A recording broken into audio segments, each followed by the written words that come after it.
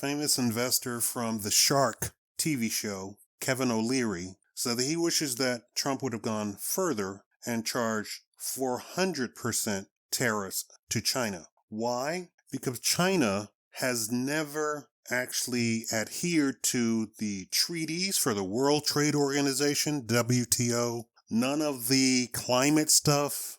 They don't even report the truth on their companies. Like a company is supposed to say, here are our books. This is what we're actually worth. Why is that important? Because they're on the New York Stock Exchange. People are investing their money in that. And so when it comes out that the company is not worth $50 billion, that it's actually bankrupt, then all of that money that the people invested in those companies goes up in smoke. And China has consistently done this. I can't show you any of the videos that I'm going to talk about because they have violence in them. They have dramatic stuff like bombing, fire, and all that sort of stuff. China has been had financial woes or financial upheaval for actually the past 20 years. So this thing with Trump is just the tip of the iceberg.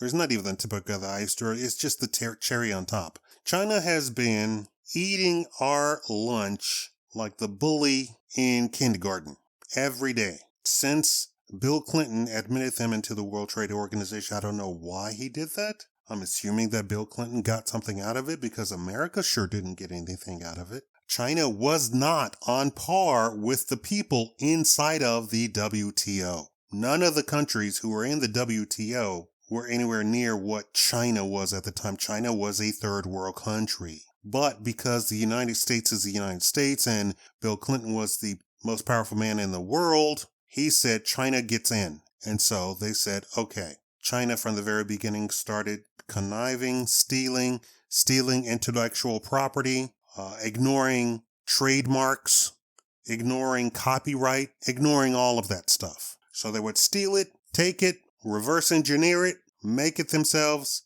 and then sell it back to the same country at half off. Meanwhile, the Chinese yuan was 1/100th. Like a penny would buy 1 yuan at the time, right? So they were nowhere near the market of the other countries in the WTO. Now, so what's been going on lately? Well, lately, let's go back to 2024. There was already upheaval in China. People would show up to work and there would be no work. A guy showed up to work, we're talking about China, showed up to work and the entire warehouse was cleared out. Now, you say that's not possible, Shakaama. You can't clear out a warehouse overnight. In China, you can. In China, you can hire 10,000 people and clear out a warehouse overnight. China, that's really expensive, hiring 10,000 people. Not in China, it's not. The person that makes your laptop makes $300 a month. If you're paying somebody $300 a month, how much can you charge for a laptop? You can charge $50 for a laptop and still make lots of profit. A laptop, $50. Here's another sad story. A mother in Australia ordered a onesie for her little baby girl off of Temu. They were at a barbecue. A spark touched the baby girl in the onesie and it went up in flames. A spark. Have you been to a barbecue and a spark hit you or your clothes? Probably. Did your clothes burst into flames? No, they did not. Because in the United States, your clothing has certain systems built into it where it's not going to go burst into flames. And of course, the child survived, but they had burns all over their body. Burst into flames. Why did I give you that story? Because the products coming out of China do not have the same strict guidelines that the rest of the world has. So here's another thing that they do. They dump product into the country so that the people, and they charge half the price, steal, U.S. steel. And then you look at the steel, and the steel is Temu steel, right? Just so just to keep that thought in your brain. You get Temu steel, it costs half the price, but it's low quality steel. Shakaama, how can you have low quality steel? The Chinese can do it. They came up with a way to do it. So they dump the product into the country, the United States. Now the people who make steel in the United States cannot compete with steel that is half the price. Steel's pretty important. And so the entire factory shuts down. That's one factory. No, that's not one factory. That's all the factories, all the plants, all the unions out of work. Everybody's gone. And over time, that happens to everything. Car makers, phone makers, laptop makers. They all go out of business because China is dumping product into the country at half the price, if not even half the price, a tenth of the price. So now you have a country that doesn't make anything, including medical supplies. Now then you buy medical supplies and it's made in China. Are you getting nervous at all? I don't know. I would. So then all of those union workers are out of business. As much as people love to hate on union workers, oh, they get paid too much. No, they get paid what they... a guy did an actual calculation. Real life story. Guy worked part-time at a gas station the year 1950. Got married. Had 2 children. Bought a house.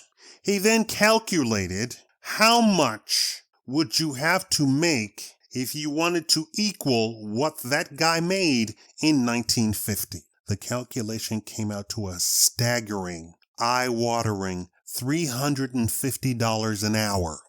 That's the equivalent. That's how bad the dollar has slipped, and that's also how bad wages have slipped.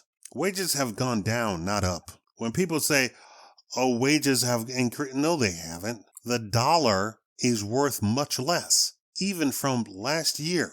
So when people are hating on union workers for making $60 an hour, they don't understand that everybody should be at a minimum making $350 an hour. Everybody. That's what we should be making. And that should be the equivalent if the dollar were strong enough, right? So now you have no union workers, no factories, no plants, and China doesn't allow you to own a business in China. Shakaama, foreigners own businesses in China? No, they do not. They open up a business and they have to, by law, partner with a Chinese person who owns 51% of the company. Who owns the company? The Chinese guy. That's who owns the company.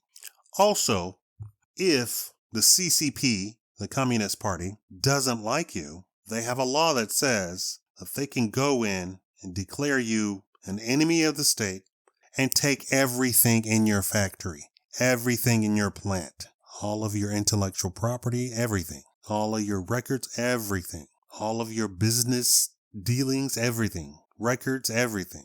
That's China. And then on top of that, they have taxes, duties, and tariffs to sell into China. Why do people want to sell in China? Because China is reporting that they have 1.5 billion people inside of China. Well, there's an implication that the CCP might in fact be lying, that there are not a billion people in China. Oh, I'm sorry, 1.5 billion people in China. There's an indication that there's not a billion people in China, that they're lying about that.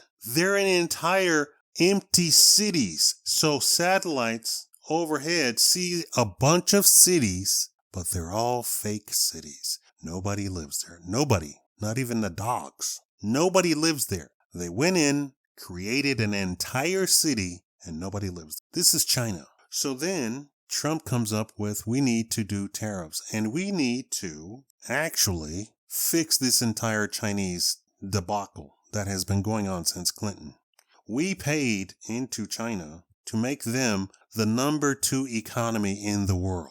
On their own, left to their own devices, they would have never have gotten to this point. It actually costs more money, if everything were equal, to build overseas, even with lower wages of the people there. Africa, Asia, third world countries. It still costs more money because then you have to build a factory, train the people, make the product, go through regular customs, ship it, go through our customs, transport it to get it to the shelves. Under normal circumstances, that still costs way more money than just building a factory here or even a taking over a factory. You don't have to build. A lot of people keep saying, build factories, build factories. People are taking over factories. Now, They're acquiring factories that have been left, vacant for 30 years? They're already doing that.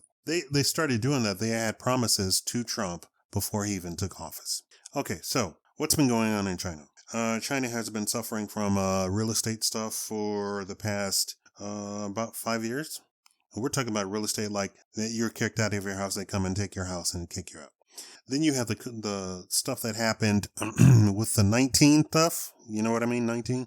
And then they were locking people, boarding up, nailing boards over people's doors to lock them inside of their houses to quarantine the entire town. Then you have bank defaults all over the place so that people were not getting paid. They only make $300 a month. They weren't even making the money, getting paid at all. Then you had just regular, we're not paying you. The we're not paying you stuff has been happening since the Trump took office, and you have empty warehouses taking place because China is going around the United States with the tariffs and stuff and coming out of Vietnam. And so they transport everything into Vietnam, and the Vietnam dumps it into the United States. Vietnam is the China number 2.